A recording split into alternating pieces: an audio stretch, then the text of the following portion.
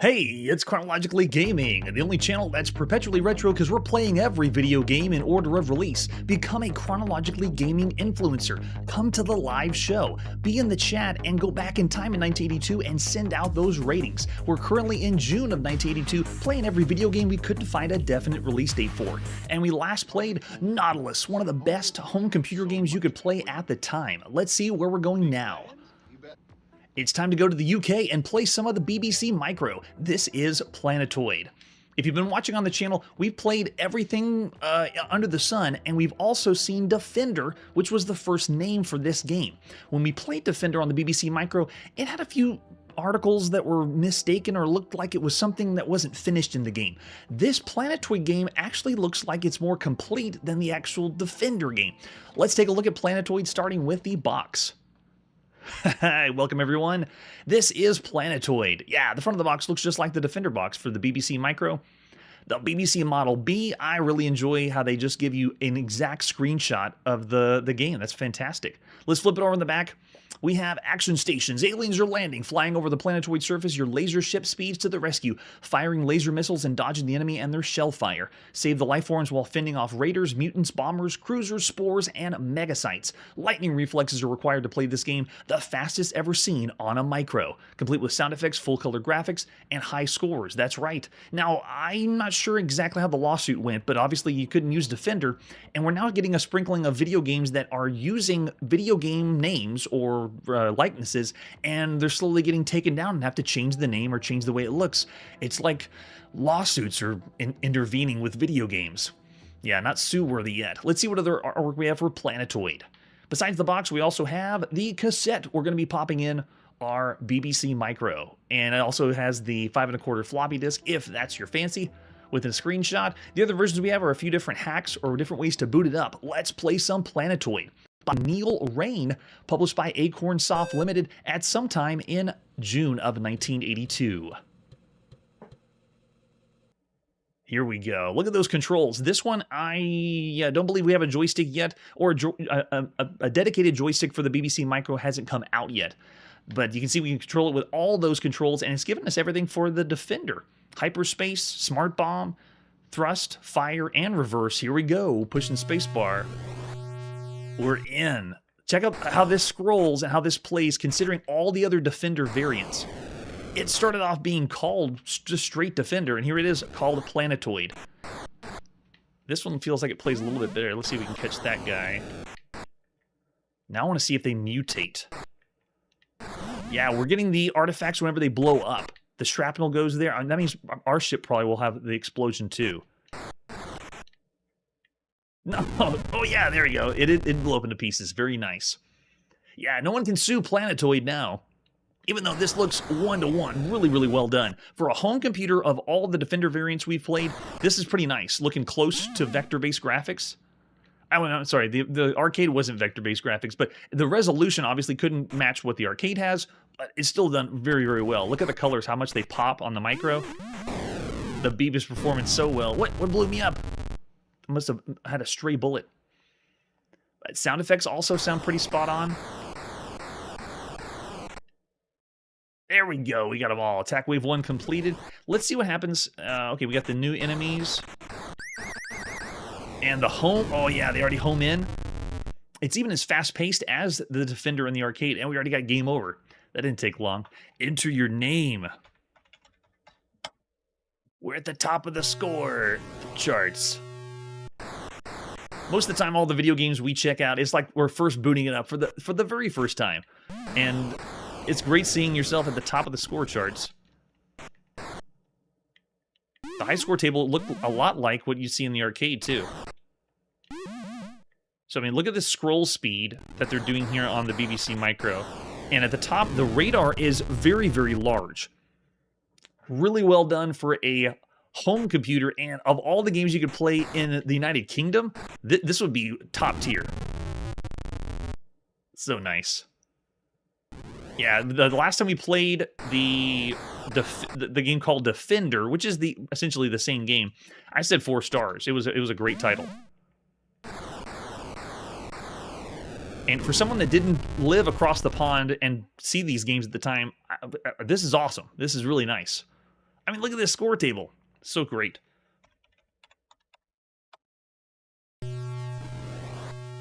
Now, let's see. Does it do total annihilation if I just fly by and destroy everybody? If I kill all the humans? Oh, wow. I'm already seeing some ratings in. I'm already seeing one of the best home computer games you could play at the time.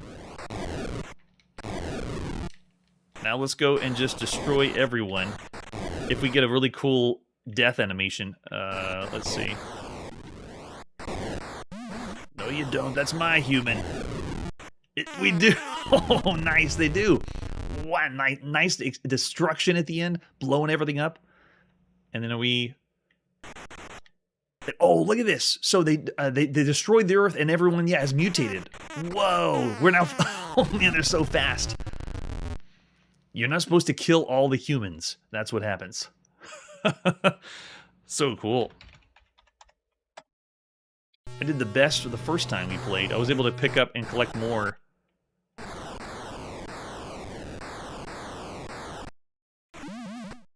I'd say the only thing that would be a negative for this title is not being able to play with a joystick. You have to play with the keyboard. Keyboard is still very nice on the BBC Micro. Let's see, they already got that one. Very well done. Let's keep going. Oh no, I shot on accident. I don't know how that one missed. Let's head back this way. I'm not sure why. I really want to compare the arcade. The radar at the top seems to be larger. Like I can actually see farther in the distance or more than what I'm used to seeing. But it might be because we played a lot of games with radar on home computers, and the radar is very small or harder to see. But this one, look at it, stretches all the way across. I just feel like I can see a lot more of what's going to happen ahead of time. And the scroll is so fast. Yeah, the arcade had every button that we were seeing now. It had the hyper bomb, the warp, which I haven't even used the warp yet. So here's our hyper bomb that blows everything up. Do I have any more of those? Yeah, there's the hyper bomb. And it had the button to reverse back and forth, and then the normal shot. There we go. That's a lot better. Nice. Yeah, the scrolling's a bit jerky. I can forgive it for all the games we've seen up to this point. For a home computer release, Planetoid is obviously one of the best ways you could play Defender at home. As far as every title we've seen thus far, I'm going to say, just like we saw with the game called Defender, which was this first release, this is a 4-star game. An excellent game, possibly even 4.5 stars, but I'm going to stick with 4 for every game you could play so far on a home computer. So there's Planetoid. Let's see what our next game is. It's time to go to the TRS-80 color computer, and this is Pyramid 2000. Let's take a look at Pyramid 2000, starting with the box. That is awesome. 16K needed for this, an adventure game. We're going to go raid some tombs and be a tomb raider, if you will. Let's see what other art we have for Pyramid 2000. Really, really nice box. This one is the cassette we'll be popping in. Device-oriented games did this, and then just for fun, because we didn't show this on the original TRS-80, here is the box for the TRS-80 level 1 and 2. Need 16K again. They changed it up, though. Very well done. We're going to play an adventure game in ancient Egypt. Or just Egypt. Discover hidden treasures, defy the Pharaoh's curse, overcome deadly obstacles, avoid the endless maze, search for secret passages, hours of challenging fun for your family. Oh, that's nice. And then there's the TRS-80. And then, of course, we take away that green glow and you have the original. So it's essentially the same game if you're playing on the original TRS-80, just black and white. Let's take a look at the manual for Pyramid 2000. There it is. Okay, so they skip by exactly what you see on the box. We're using the same there. And then... there it is, we have the story. Before you lies the tip of the Great Lost Pyramid. Its giant body concealed beneath a mountain of dry, shifting desert sand. Only the eroded tip stands as a mute tribute to the ancient ones, the builders of old, who wrought this silent crypt from stone dragged hundreds of miles under the ceaseless blazing heat of a contemptuous sun god. The seal of the entrance is still unbroken, perhaps the tomb is still intact, untouched by the passage of time, impervious to the elements, still settled in quiet repose. There must be treasures, even if half of the stories about the lost pyramid are true, but why dwell on that now? You are here, and adventure awaits just a step away. What? You say you've never used a computer to explore a pyramid before? Really? How interesting. That means you're probably not familiar with the astral projection technique that's required for exploration. So they're trying to explain adventure games or text adventure games and what you're supposed to do. Yeah, we've already played Bedlam. I saw Curtis Boyle in the chat. And then coming out really soon is going to be Raaka-Tu, if I pronounced that correctly. Yeah, thanks for pointing out all the controls for the arcade Defender. So this technique is still new, but they're explaining how this works for the text parser that you're going to play for Pyramid 2000. And you're going to essentially find treasures and bring them back again. So it's very similar to adventure games way back on mainframe systems, maybe even Colossal Cave Adventure. There's certain keywords to help you on your adventure, like picking things up. You have to say get or take. And then this is nice. Whatever you type in, they're changing the font to help you out. That's nice. They're still giving help to people. I feel like we played so many adventure games and text adventure games. We don't need any help. We know exactly what to do. It won't be interesting, but it'll be fascinating, and it won't be easy, but it'll be fascinating and interesting. You might consider making a map as you explore each room in the corridors of the pyramid. It will save you from retracing your steps. It can't hurt, and it might help. We need 16K or 32K, only 32K for our Coco. There's how we load, and then how do you save, which I've found out we've had text adventure games or just adventure games that don't allow you to save. So this is very nice. Save the expedition, and then return, load it up, and there we go. Love it. Let's pop in and play Pyramid 2000 by Robert Arnstein at sometime in June 1982.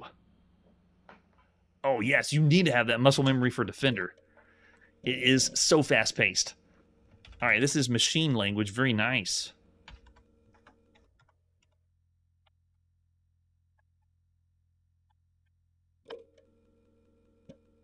Let's see what Pyramid 2000 is all about.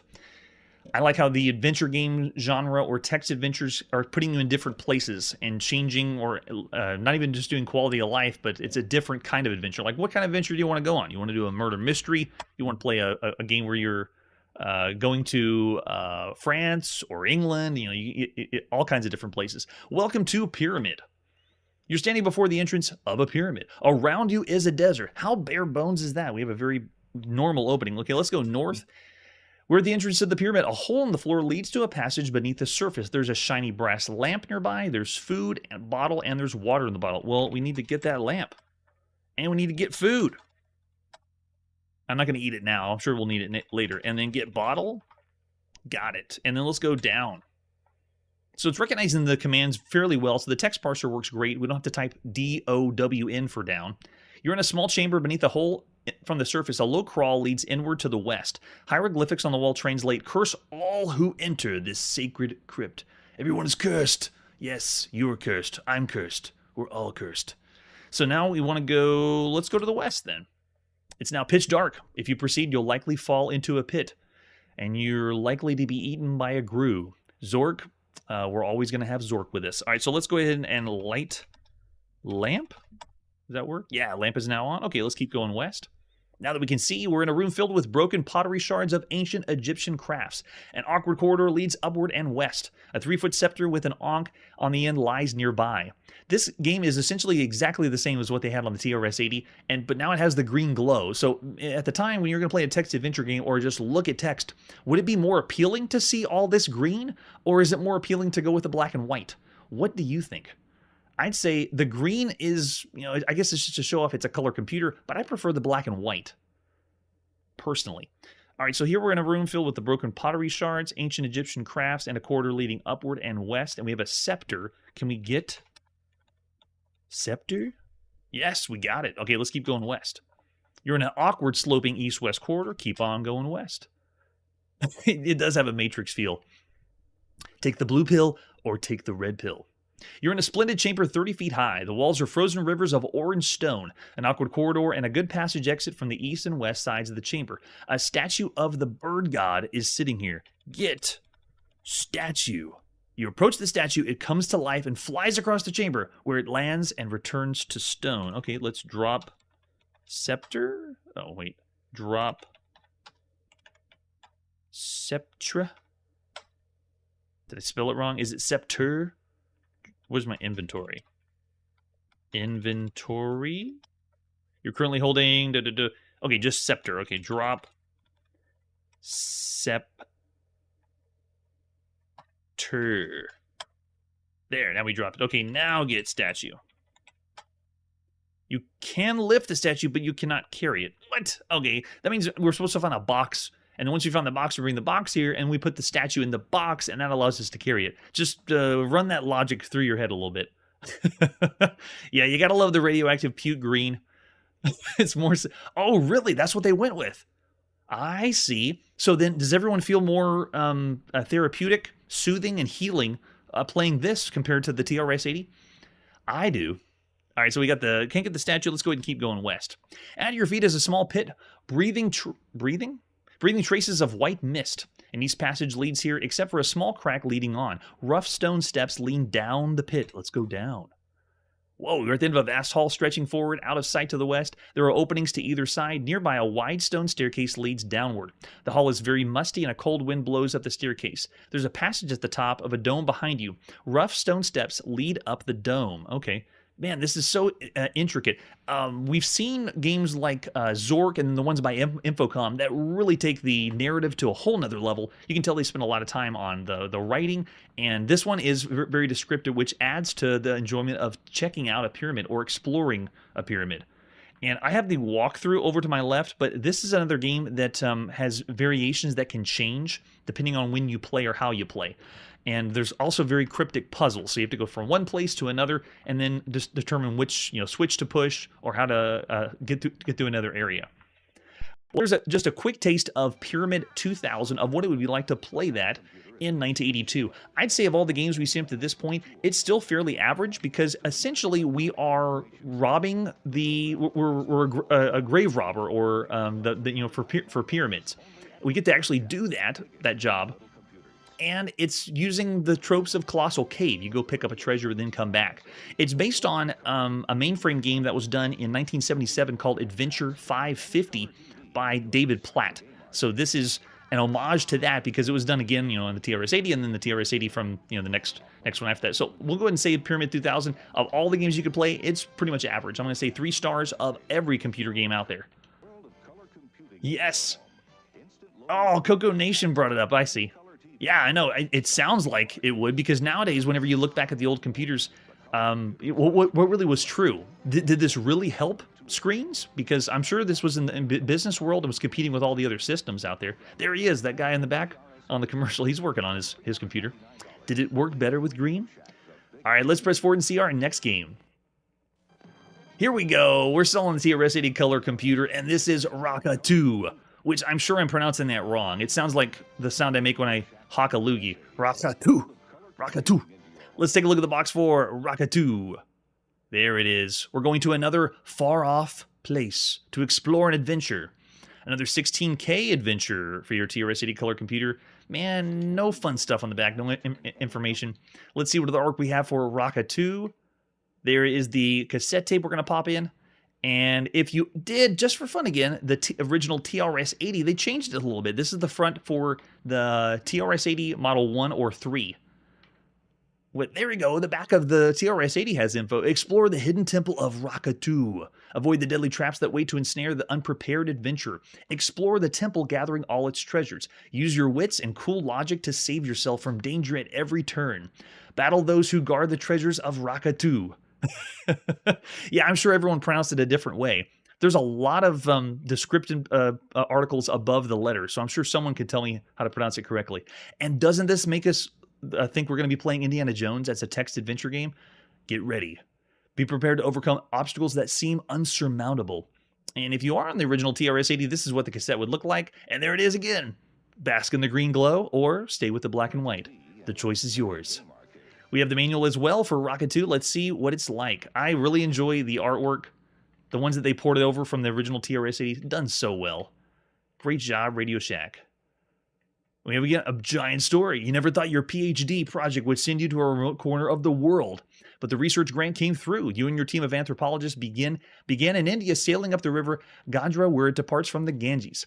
Last night you entered Nepal on the river, but were forced to come aground when navigation was impossible by the twisting, narrow stream. For years now, there have been rumors of a civilization still existing somewhere on the fringe of the Himalayas, living as people as lived thousands of years ago. Several expeditions have searched for the tribe of Kazadim without success. Reports have filtered back of the terrible tragedies, members of expeditions who disappeared without a trace, others who were found later, either dead or unable to recount what they had suffered at the hands of what?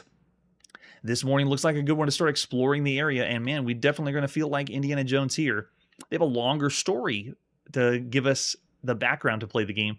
Raaka-Tu is a challenging new adventure. It's a trip that can lead you to treasures, wealth, or death. It depends on your skill in maneuvering and using the tools you can require. Your computer will help you do what you need to survive your expedition in the realm of Raaka-Tu. And once again, they break down and tell us how to play a text adventure game. I am pretty familiar now. There's our loading instructions if we have cassette, and I think that's all we have. For hopeless situations only. Oh, here we go. Inside are a few hints for the beginning explorer. Use them only if you're in an absolute hopeless situation.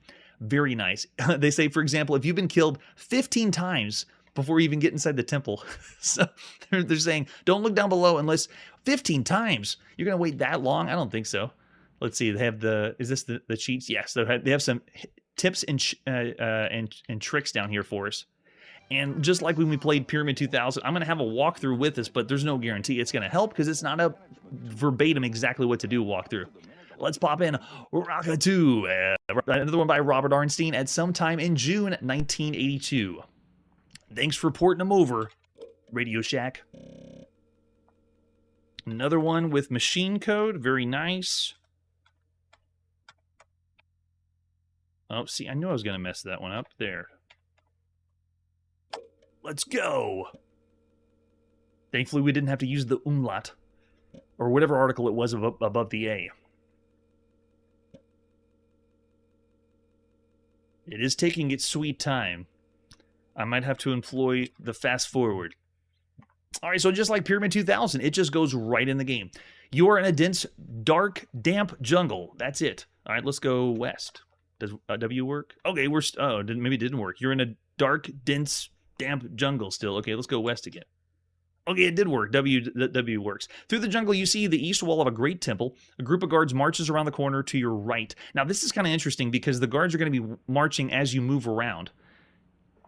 Oh, that is true. It was a little bit slow, but honestly, compared to the time, I wouldn't fault it. It was still very well done for a home computer. All right, so now you have a view of the temple, and at this point, you'd be drawing your own map to get your bearings for this game. All right, so they're going to be marching around to the right. So let's go north. Through a gap in the jungle, you can see the north wall of a magnificent temple. Let's go west again. Through the dense undergrowth, you can see a great bronze gates on the west wall of the temple. A group of guards marches around the corner to your right. So this is another one of those things that you can't do a walkthrough. You have to realize where the guards are going to be coming around to the right. So let's head south and see if that works. In a clearing before you stands the south wall of a great temple. So I think I got it. And then let's go ahead and go west. Through the dense undergrowth, you can see the great bronze gates on the west wall of the temple. Okay, so let's go east. You're standing before the west entrance of the temple. Great bronze gates engraved with images of serpents stand silently before you. There is a coin on the ground. Get that coin. Coin taken. Uh-oh, the group of guards comes around the corner. See, we didn't time it right. So this means you have to be aware of how many screens or areas are the temple, and they gotta stop, infidel dog. The guards level their crossbows and loose their bolts. Your body falls to the ground, riddled with shafts. You're dead. Try again. And we're back at the beginning. You're in a dense, dark jungle. Let's go west and west again. And now we see the guards marching around the corner to our right. So if we keep going west, what happens? Yeah, we just go right into the guards. We died again. This is one of the fastest times we died in a text adventure game. I enjoy how it just says, you're dead, try again, and then just goes right to the next sentence at the beginning of the game. Not even have to wait. Yeah, you have to have a set pattern, which is a nice touch. Okay, so we're in a dense jungle. Here we go. So now we have the wall of the Great Temple, and notice it's the guards aren't here yet. All right, so let's go ahead and go south and see if we see them now, and then go west. Okay, and then go. We need to go east and get the coin. Okay, let's get that coin now. I don't see the guards yet. Oh, and then they showed up again. So you have to think of their movements going around the temple. Very interesting for a text adventure game. And we're dead again. Now we're back at the beginning. Let's go west. Go west. So this time, let's try it again. Let's go north and see if I'm... Oh yeah, let's go. And then go west again. marching to the right. Okay, let's go west again. South, east, east. Uh-oh, I think we're lost now. Uh-oh, I think I messed up. Okay, there we go. Through the jungle, you can see the east wall of a great temple. So east wall. Group of guards marches around the corner to our right. So let's go south. Clearing before he sounds the south wall of the great temple. Group of guards marches around the corner to your right. So this is beyond what you normally do with a text adventure game. Usually you're drawing a map of the places to go. Like when you explore a house in a text adventure game, this has you not only drawing the map, but you're also drawing where the guards are. That's pretty impressive. All right, so let's go then to our south again. And then go west. No, east. East. East. South. Uh-oh, I think I'm lost again. No! No! I'm so lost I can't even type the correct command in. Remove, go, north. Oh yeah, we might get lost in the jungle now. South, south, south. North, north, north, east, east, east. Uh-oh, yep. We are totally lost. Okay, there we go. Now we're west. Through the jungle, you see the east wall of a great temple. A group of guards marches around the corner to the right. So now, gosh, they got us again. So the very beginning of Raaka-Tu is you having to figure out where the guards' movements are around to even enter the temple. And we're dead again. All right, let's go west. And go west. And then we have the Great Temple. Go west again. East wall. Okay, so let's go north. Oh, and that's where they were. Okay, so I wonder if they're following the same patterns every time. So let's do west, west, west, north. Is it the same? It is. Okay, so it's the same one. Let's try it again. West, west, west. But this time let's go south. Now we're at the south wall. And let's go west. There, we're standing at the entrance. There's the coin. Get coin. We got it. Okay, we didn't die after we picked for the coin. So every time you make a decision or type in something in the text parser, then the guards are going to move again. Fascinating. Very, very fascinating.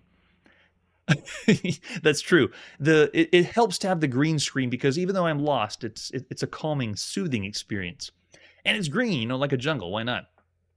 That's true. Okay, so if I know they go the same direction every time, now notice that nothing's happening. So it's not a real-time text adventure game. We've seen one other one that was real-time. I can sit here and wait and think about where they're going to go. Okay, so now that we got our coin, now let's go north. Hopefully we don't run into the guards. We're at the north wall. A large network of vines clings to the wall. Okay, so now we need to pick a direction the guards disappear around.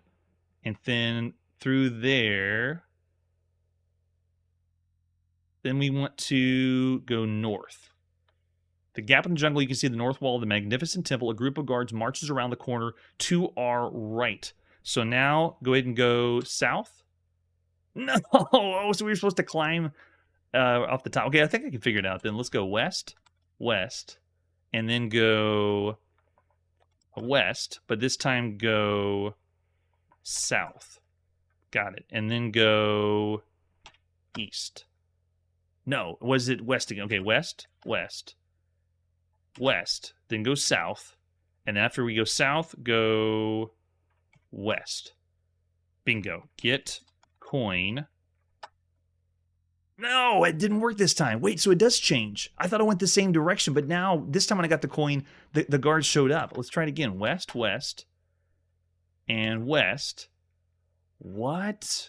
It is. It's random. I thought it was the same every single time. Did you have memories of this too? Am I bringing back the amazingness of determining where the guards are in Raaka-Tu? Yes, that's true. That's what most people did with text adventure games because you're going to be trying these things over and over and over again. There's some games we played from England and United Kingdom that were designed to purposely be ridiculously hard. The puzzle was almost impossible, and you had to try things over and over and over again. All right, so I thought it did too. So let's go west and then west again. East wall, go south. South wall, okay, go west. And then get coin. Do the guards show up? They did again. Okay, so it is randomly putting the guards in different places. Yes, yeah, that's true. We can wait. That's right. We can type in wait or look. So let's go there and then west. And we've seen this in a few other text adventure games like Infocom's and Zort games, where they're allowing you to wait because they're not exactly real time, but you can wait and have events unfold around you instead of going through. I'm already seeing 1.5 stars because it's random. That means bad. All right, through the jungle, the east wall of the temple, a group of guards marches around the corner to our right. So let's do it again. West. Yeah, it's different every time. So now I'm just wanting to see if I can randomly get where I was before and then go south. Okay, good. And then go west. Now, are they going to show up or did we beat them? Nope, we didn't get it. Okay, so you could try the same pattern then and see, and I got the guards again. So you could keep trying doing the same pattern to see if you do get it. Wait, so let's do look. Now, by that point, they come around the corner again. So it's every time you're passing around the corner. Now, this is one example of the puzzle in this game. And then Pyramid 2000 has a few that are like this as well. This one's pretty cool, though. This is just one example of the puzzle. And we're going to have to stop there. But you get the idea of how the game is not doing the normal text adventure. Let's move here. Let's get a treasure and then go somewhere else. It has different elements like guards that you have to avoid. Really, really cool. That's true. We're dying and coming back, so it's like Groundhog Day, right? All right, so of all the computer games you could play, Raaka-Tu is still a fun time if you like text adventure games. We played ones that are way more asinine, and way more ridiculous as far as puzzles go, but I would give Raaka-Tu still around the average range. If you've seen the other games we've seen on the channel, then you possibly could bump it up to 3.5 stars. I'm still going to say straight 3. The text parser works fairly well. It isn't as intuitive as the games, the text adventure games that split the screen up from the top and bottom or give you some cardinal directions, but still good for the time. Yes, yeah, because you can keep playing and understanding how the mechanics work, and that's the idea of text adventure games. Determining what the computer wants to hear. Once you know what the computer wants to hear, then you'll get it down. All right, so after Raaka-Tu, let's press forward and see our next game. From one home computer to another, here we go on the Commodore VIC-20. This is Seawolf. Let's take a look at Seawolf, starting with the box. Very nice. On your VIC-20, the friendly computer. Seawolf, an explosive Bally Midway arcade classic. Yes, so this is a licensed game. Notice there's no trademark or registered anywhere on here, but it is the game from Bally Midway, or at least they say it is. As you submarine commander, you sink enemy destroyers, freighters, and PT boats. Fast action fun. We've already seen this on the Commodore Max machine, the obscure computer in Japan. And here we go on the Commodore VIC-20, which means there's another computer by Commodore coming out later this year. Maybe we'll see Seawolf on that. This one runs on cartridge. Fast loading times. I love it. We just have an alternate version of Seawolf. It's time to pop in and play Seawolf. Developed by Dave Nutting Associates, published by Commodore Business Machines at sometime in June 1982. Very nice. Looks really similar to the Commodore Max machine, at least here it does. Fire torpedoes by pressing the button on the paddle. That's right, the Commodore Max machine was paddle controlled too, so this is it. It looks exactly the same except lower resolution for the VIC-20. Let's see if the gameplay is the same. I'm going to go ahead and push F1, and then we can increase playing time with F3 and F5. Let's go ahead and start it up. Look at that. Let's see if it fades in the distance too. It does, just a little bit. So I got my paddle control in my Commodore VIC-20. This also allows, let me go ahead and put the second player in. If you have 2 paddle controls, you and a friend can team up. Look at this. They would control the red submarine. So you can play Seawolf at the same time, and we saw the same on the Commodore Max machine. So it's simultaneous play. I believe the mines don't give you any points.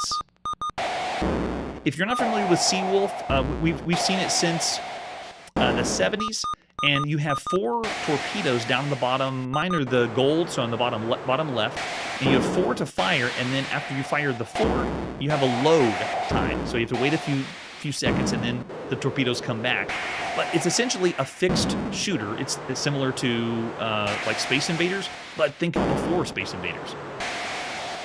The invaders aren't coming at us, but it's this left, right, and fire. The control is really nice for this, using the paddle controls. Paddle plugged in is the way to go. Yeah. Yeah, I'm still with the same rating we gave on the Commodore Max machine. While the resolution's lower, this is still a very good game. And to have 2 players simultaneous is always a great time. Get it? Nice. And that's true. I can fire all 4. I don't have to wait for 1 shot at a time. I can do like one of these. And then see if... and it just blew up 1 ship, so not very good. That's true. The boats did look better, but as far as the gameplay, this plays identically.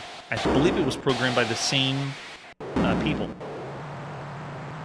And they just had to make it work on the Commodore VIC-20. Alright, so if I could, I'd give the nod to Max Machine, obviously. If you had that system, or if you went to Japan to play. But to tell you the truth, it still plays just as good. Not gonna reach that one. I gotta wait for the load, and let's go for a couple here. Oh, I didn't pass my torpedo once it made the first contact. The other thing, too, is the shot slows down, but the shot doesn't change. Let's see. No, the shot barely slows down. Oh, wait a second. Okay, that's why it was a little different. So when we played this in the arcades or any other Seawolf games, the torpedo is supposed to fade off in the distance and change speed. This one barely does that, almost to the point that I don't think it's doing it. Yeah, it's not. Alright, so yeah, because of that, it's not as fluid as other Seawolf games. I'm still going to say, of all the games you could play on a home computer, it is an above average game. It's an excellent one. They can play 2 players simultaneous. I'll go 3.5 stars. Commodore Max Machine, they got the nudge. Until we see the other Commodore system later this year. And after Seawolf, let's see what our next game is. It's time to go to the United Kingdom and play Sheepdog. That's right, Sheepdog on the ZX Spectrum. Let's take a look at the artwork for Sheepdog. This is part of a book. That's right, a book called Better Programming for Your Spectrum and ZX81 by S. Robert Spiel, and they have 40 programs in the book. So for all those new Spectrum owners, this is a must-have. And if you flip them through the book, this is what you see. Sheepdog, it explains how to play the game. You control a sheepdog and muster a small flock of 4 sheep through a gate into the next field. Your aim is to do this in as short time as possible. The sheepdogs moved using a 5, 6, and 7 keys, which are the cursor keys on your ZX Spectrum keyboard.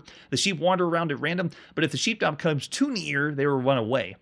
Once through the gate on the right side, the sheep will not come back. When you start, you find it difficult to get 1 sheep through the gate, but with a little practice, you can improve. That's right, it is a simulation, a farming sheep I don't know how to explain it.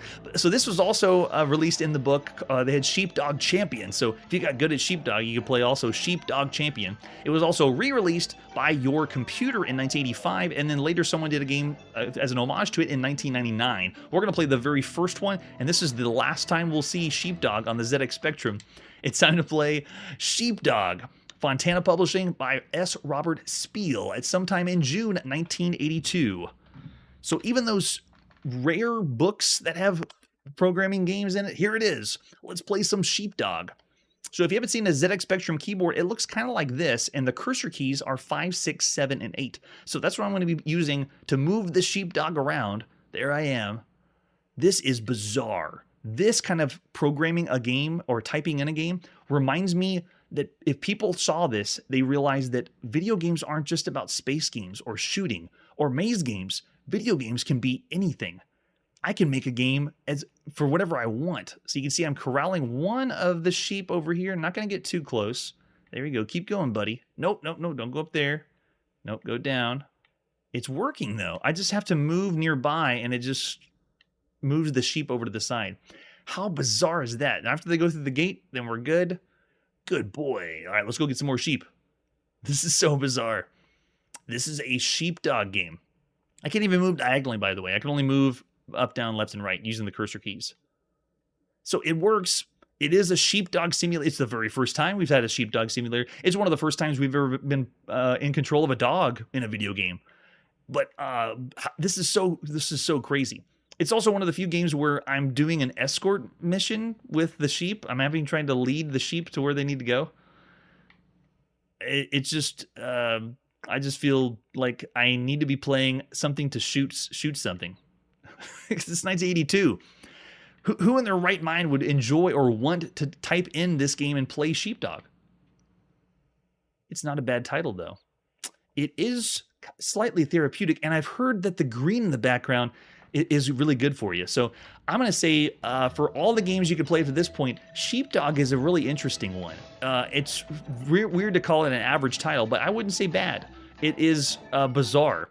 And I'm also going to lump this in with the other one, which was Sheepdog Champion, which essentially just has different game modes. But all you're doing is just leading sheep to one place. That's true. Atari never did that one. Thankfully, we got to the UK and check it out. All right, so I want to say, I'll say 2.5 stars for Sheepdog. It's not bad, but it's pretty bizarre.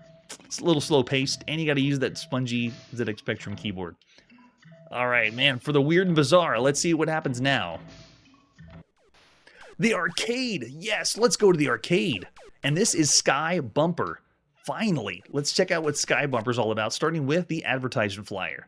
There you go. This one's by Ventureline. Sky Bumper is the ultimate flying game. The player must develop their flying skills as well as determine the crazy angles Sky Bumper takes as it bounces and careens about the screen. The object of the game is to blast Sky Bumper through yellow brick barriers into the next more complicated screen, which randomly appear, becoming more aggressive as the player proceeds further into the game. Sky Bumper is a crowd pleaser.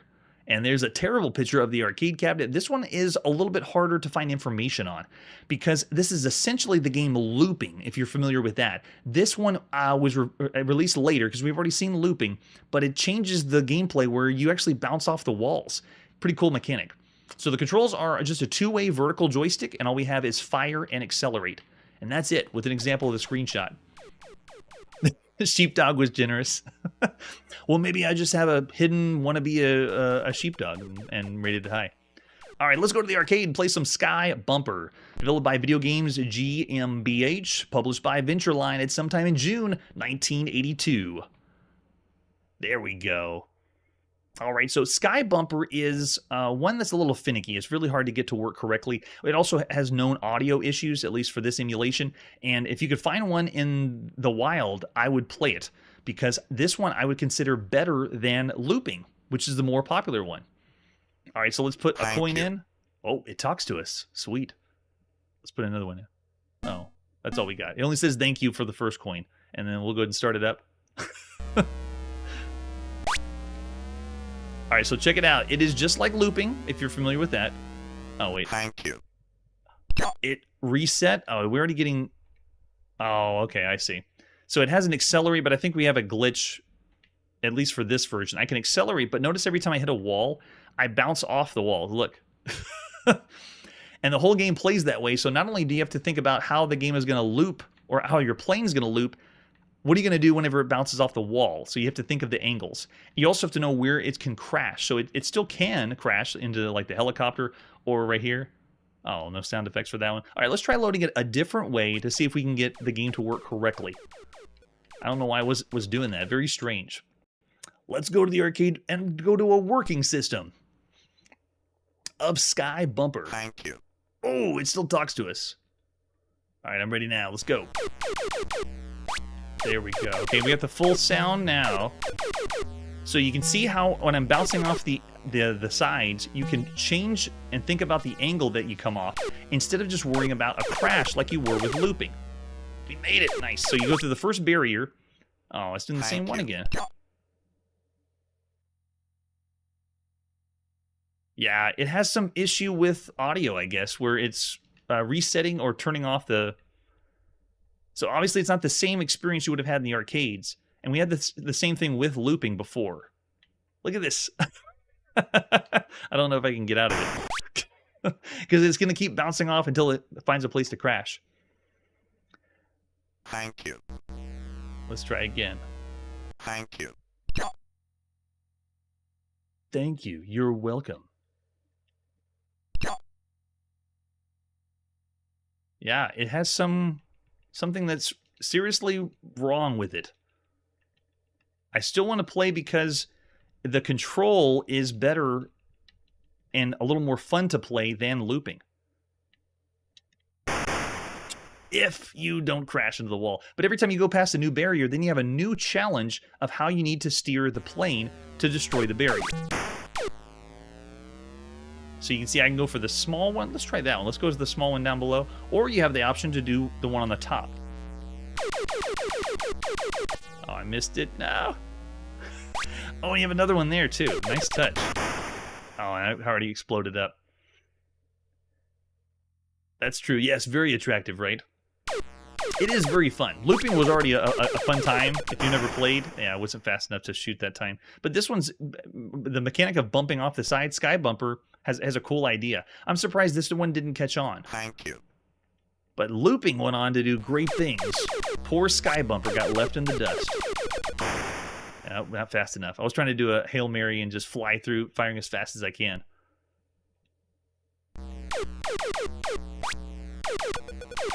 There it is. Nice. Let's try the next one now. Oh, not there.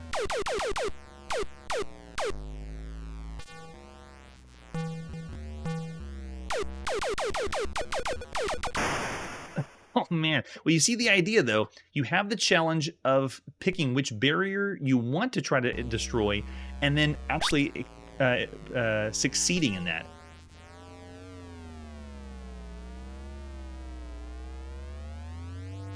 Oh, I did it again. It has some kind of glitch or issue with it. So don't fault the emulation. It's an issue with the emulator. That's too bad. It's doing some kind of reset function. I've had a lot of finickiness with it, but the game's pretty cool. Yikes. Obviously, if you could pick one or the other, I'd give the nod to Sky Bumper.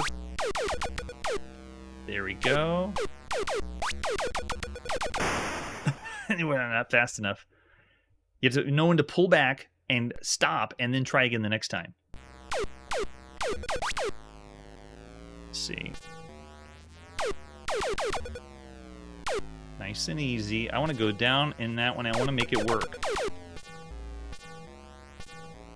I did it. Look at that. And it bumped all the way. So cool. There we go. Let's try it again. Another round through. Yep. I'll just keep circling right here. Nice and easy. Not good enough, though. But that's the fun part of this one. Now, if you were wanting to see this in the arcade and playing it legitimately, then obviously you wouldn't have the issues we saw here on the channel. I still say Sky Bumper is a great time, an excellent arcade game to play, really, really fun, and better than Looping. So I'm going to say of all the arcade games you can play, Sky Bumper is a 4-star game. If only we could find a better way to play it, or accurately play it, rather than relying on just crappy emulation. Yes, possibly. I've tried several different ones, and I even had tried different emulators to run it on. I see Arrow's throwing out 3.5. Yeah, very nice. All right, and after Sky Bumper, let's leave the arcade. Let's see where we're going now. Wow, it's the Color Computer Night. So this is Sky Defense. Let's take a look at Sky Defense. This is one we don't have a lot of information for. I do have one of the ads you would have seen in a magazine. Can you survive the first wave of attack, or the next, or the next? Only your joystick will ever know. High-res, high-speed, color sound, machine language, of course. Of course, machine language. And then another one, too. Fly over mountains and terrain in real-time flight and battle attacking aliens. Machine language, not basic. Nice, they have it underlined. And there's an example of the screenshot. We also have a homemade manual, or looks like, yeah, this is by Quasar Animations. The object of the game is defend your planet by destroying as many attackers as you can without being destroyed. You have 5 ships to complete your mission, or 5 lives, with no replacements, so skill is a must. You'll use the left joystick as well as its fire button. Some machines will use the right joystick. Your score will be in the top left corner of the screen, and the top right will have the number of ships you've lost. There are 3 major attack waves, and you receive a bonus of 100 points as you complete each. If you survive all 3, you'll start over but retain your score. You're restricted to 3 shots at a time and sometimes 2 at a time. Wait, what? We have 3 shots, but sometimes 2? How does that work? Sometimes one of your phasers will fire slower than normal to indicate your onboard computer is failing, and your ship makes repairs, it'll work properly. No way. Okay, and then they have some loading instructions there. That's true. I understand the hype. Whenever we read boxes, every box has hype. It's high res. Every game is high res in 1982. All right, let's pop in and play Sky Defense by Quasar Animations at sometime in June 1982. That's true. Why did they pick that font? It would have been appropriate for a role-playing game, but not this one. That's right, machine language. Sky Def. Let's go. Sky Defense. If Curtis says don't believe the hype, then I'm probably going to be very underwhelmed. Let's see what happens. Press the fire button to start. I don't think we've heard this sound on a computer before. Let's just bask in... Okay, it's over now. And we're in. Look at this. I have free way to move around. Oh, man, the controls are a little clunky, though. They don't respond super fast. And I do have 3 shots at a time. It's almost feeling like a burst fire. Oh, that's because I think... Yeah, there it is. Okay, so if you hold... Yeah, nice. It's auto fire. If you hold it down, it'll fire more. But if you lightly tap it, it's like pressure sensitive.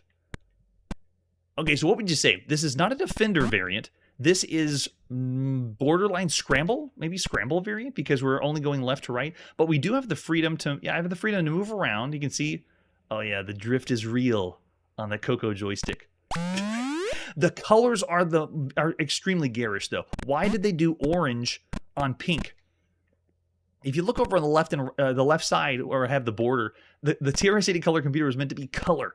There are more colors that they could have picked to make this. I would say the color is what draws this down, not just the control. Gosh. And we are flying across, but I don't know if we have like levels per se. Oh, I don't know. I'm close to calling it bad. It's definitely 2.5 star would be generous, possibly. Yeah, I'm gonna say I could go 2 stars maybe. I'm trying to think of all the, because we played other games that have performed and played worse, and I did call those bad. But oh, I think this one was speeding up or changing a little bit. That's what it does look like at the bottom. Where are we? What we didn't have a story or history. Are we on an alien planet? What is happening? Oh, so we do get different shapes later on. Nice. We have to destroy enough ships. But it's not going to be based on us going to the right fast enough, because it just keeps looping over and over again. Darn. Or they do have generous lives. What we're going to see later on home computers is when they aren't programmed as well and they know that the game doesn't perform very well, they'll do things like give extra lives or give you ways to be able to play longer because they realize how badly they programmed. Oh, no, we're down. Yeah, I want to say of all the games you can play on a home computer, it's a bad release considering everything else we've seen. I want to go 2 stars for Sky Defense. It's a combination of the control, the color, the gameplay itself. We've seen better shooters. However, it is very impressive that they're scrolling across left to right. That's still a big deal. Sky Defense, though, I bid you farewell. And after that, let's see what our next game is. It's time to play on the Atari home computer, and this is Snark Hunt. Are you ready? Does anyone know what Snark Hunt is? You're going to find out. This is the box for Snark Hunt. Another one by APX. You always can tell. It's got the APX in the top left. Same colors. Shoot Vorpal beams to find the hidden snarks. It's 8 players, 8 and up. If you're confused, I understand. I'll explain everything. Let's see what other art we have for Snark Hunt. We have the ad, and then that's it. Just an example of the screenshot. But to give us the information of how to play, thankfully someone has uploaded a manual. Let's go. Oh, yes, we are going to see Guardian later. Really excited for that one. All right, so here we go. Snark Hunt. This is by Jeff Joningman. Way to go, Jeff. Doesn't really explain anything here. This is available on disc and cassette like most APX titles. Let's go in and discuss Snark Hunt. If you've never heard or played this game, I'm in the same boat, and I figured out how to play, and it's really cool. Snark Hunt tests your logic in a game of hide and seek. Your objective is find the mythological snarks hidden inside the mysterious snark box. Your only clues come from the powerful Vorpal beams that you fire into it, and the way they are affected by the snarks inside. Where and whether the Vorpal beams leave the snark box can tell where the snarks are. Yes, they are very cheap for box art here at Atari. The entire game is played with just one joystick controller, and you never need to touch the keyboard. Your opponent, whether human or computer, may hide up to 9 snarks. There is also a timing option to play against time, combination of options, and so forth. So just bear in mind, the user interface is excellent because you just have one controller, and you never need to touch the keyboard. Great touch. Then we have contacting the Arthur. No way, we can contact Jeff? I want to contact him. Does he still live at that address? Because this is a pretty cool idea, and I don't think many people know about this game. All right, so how do you load it? We'll skip by loading. Then we have the different game options. that all the game options are displayed on the screen, and they tell you what it is. So the snarks is just how many you're going to hide. You can pick the number you want. Players is how many players are going to play this game. You can play 8 players, and it's pretty much like one at a time. So I'll show you how that works too. And then the turn is which player is up. So this just loads and says it's 1 player or 2 player and moving on. Then the time is if you have a time limit for score. I'm going to keep it as no time, but if you want to, if you're playing with friends that know how to play, you can set time limits for how quickly, and then you get a higher score for it. And then you can do either Atari or human, and this is who's going to hide the snarks. So you can actually have a human hide them around if someone turns away from the screen, or you can have Atari do it, or the computer. And then when you're ready, you just push the red button. And the game shows you the board. Here is the board to play Snark Hunt. And the left side of the screen has the scores, the time countdown score for the round, and the number of snarks displayed at the top. There's an arrow for the current number of players, and the board looks like this for a 2-player game hiding 3 snarks. And the way this works is you first place the snarks if you're hiding them as a human player. If the computer is going to hide them, then you just go and move with your you move to the next screen. Because if you're hiding the snarks, you just move and drop them with the red button. Everything's just controlled with the Atari VCS joystick and 1 red button. The way we're going to play is we're going to have the computer hide them, so we won't need to hide them. How do you find the snarks? So the way this works is you want to fire a vorpal beam or an arrow that's bordering the box by pressing the red button. The beam is going to enter the snark box, and then once it gets in the box, it does different things to give you clues or hints on where the snark is hidden. So it can do different rules, and I'll explain the rules when we get into the game. So you can see there's a lot to break down here in the manual. And then it has locations that mark during the play, and then scoring. So we're going to breeze by that, and then the next one shows you a diagram of how it works, and it's not really the best. This is amazing this was in the manual. It looks like it's a homemade diagram.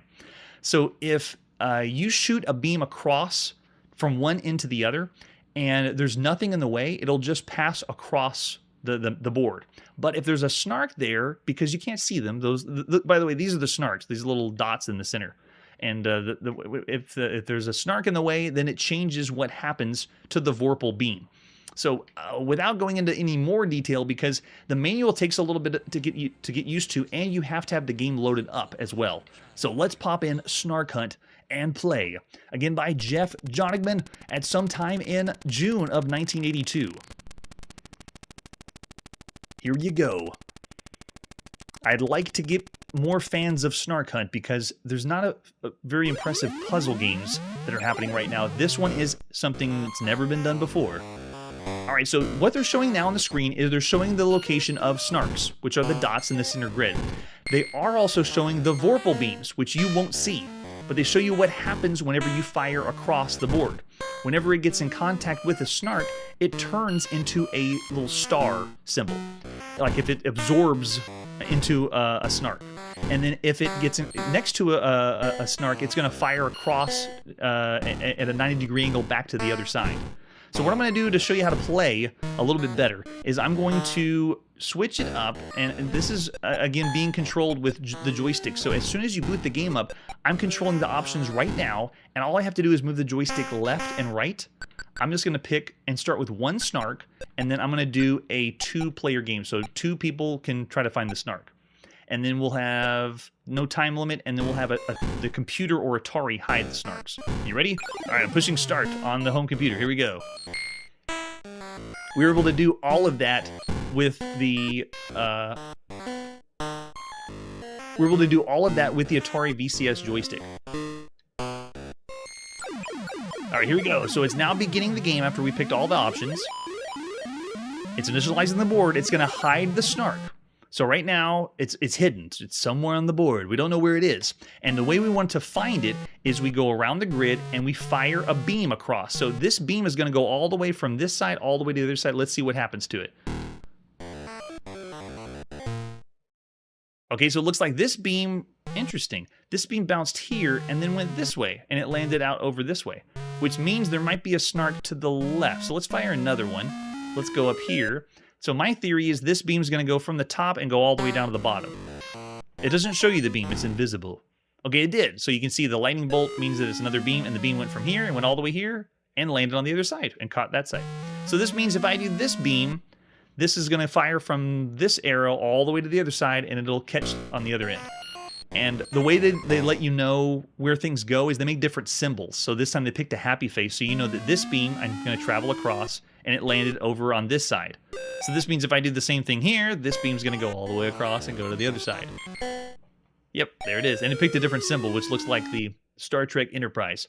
So because this one didn't go all the way across, this means something's happening. My theory is if I shoot a beam across, what's going to happen is it's going to go down and the snark is going to hit it and it's going to absorb into it. Let's see what happens. It did. Okay, so if it absorbs, it says absorbed, and it means it bounced back and it turns into a little asterisk or star. So this means my theory is the snark is hidden here. Let's see if we do it. Let's shoot the beam this way. So we're going to shoot it across, and it's going to get absorbed again. Yep. So that means we just match the two up.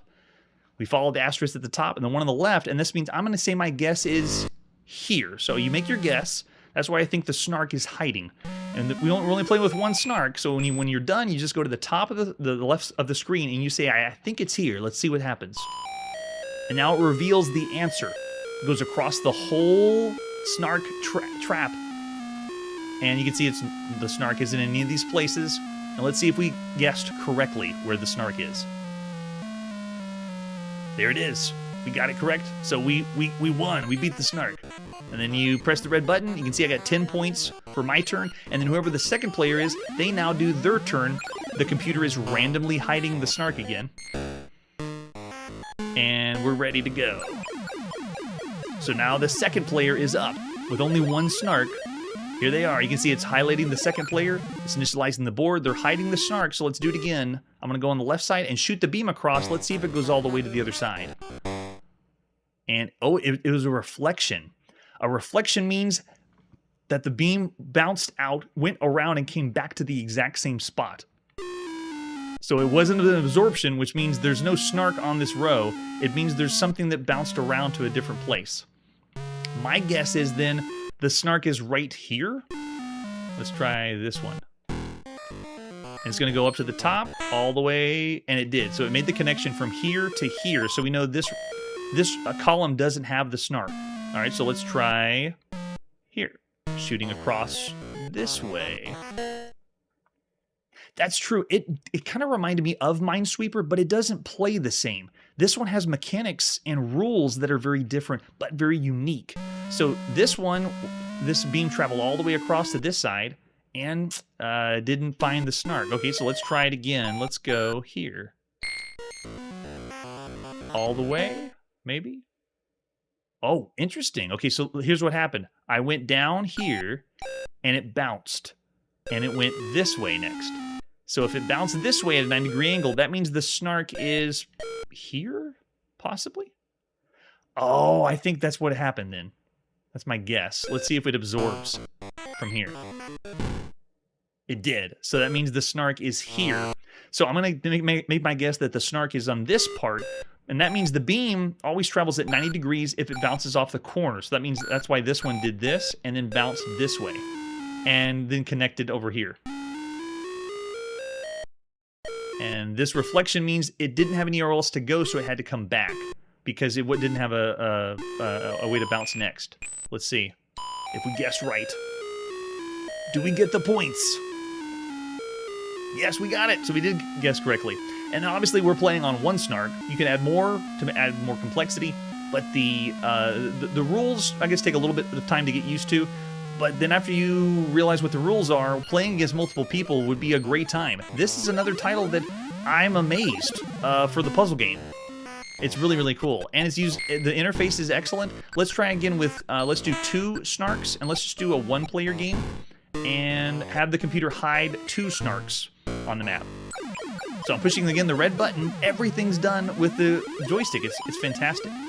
Initializes the board, so the Atari is hiding 2 snarks somewhere on the board. We don't know where they are. So let's fire a beam across. Let's see what happens. Okay, so the beam went all the way across, and you see it connected here. We just match up the symbols. All right, so let's try again here. Let's see where this one goes. Oh, a reflection. So this means it went back in again. Interesting. So let's bounce this one. That means it didn't go directly into a snark. Oh, what in the world? Look what happened. So it went here, and then it went here, and then back in this spot. Interesting. So that means if this was a reflection, we might have a snark right here in the corner. Let's see what happens if we fire one across this way. It did absorb, so that means there's possibly a snark on this column here. I don't know exactly where. My guess is there's one here, but you can always add and remove. So you can put your guess down, and then if you want to remove it, you just push the red button, and then it goes away. So we'll just see our first guess for one snark is there. Let's try going across this way and see what happens. Okay, this one just passed all the way to the other side. Got it. All right, so let's try again here. Interesting. That one absorbed. So we have one snark over on the far left side, and then one snark over on the far right side. So if there's one on each side, then we got to find the other one. Let's try shooting across here. And, oh, this time it absorbed too. So we can match these two up. You can see there's one here, one here. And just to be sure, I want to do this one. Obviously, the more times you shoot the beam across, you get less points. So there is one there. And this one should pass all the way across. Another reflection. Okay, so interesting. Why wouldn't it do... I think I'm guessing wrong then. Because this means that there's another one. Oh, it could be right... Oh, I think it's right here. I think it is, because this means that the one we fired here, it went all the way down to this location and then to this location. So I think the other one is here. That would make sense for this beam to go bounce here and then bounce back, and for the other two to be reflections.